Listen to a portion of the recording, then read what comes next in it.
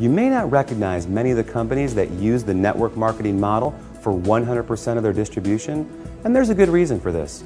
As we just explored, these companies don't use the more traditional sales channel methods.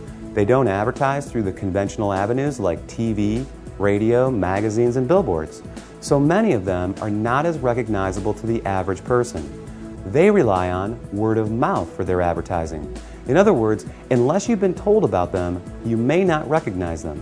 But even with that said, let me ask you this. Do you recognize these companies? IBM, Gillette, Colgate-Palmolive, AT&T, Avon, or Tupperware? How about General Electric, Citibank, Xerox, Texas Instruments, or Mary Kay Cosmetics? Well, these companies distribute some, or in a few cases, all of their products through network marketing. Billionaire investor Warren Buffett owns several network marketing companies, and many network marketing companies are publicly traded in the stock market as well.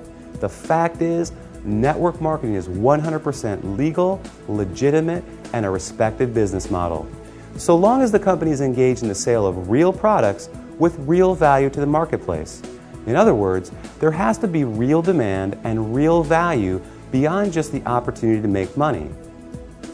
The confusion often comes from what people know as a pyramid scheme, a completely illegal situation in which new people are recruited to pay the people above them, with no real value trading hands. Ultimately, the people at the bottom are left holding the bag with nothing to show for their efforts.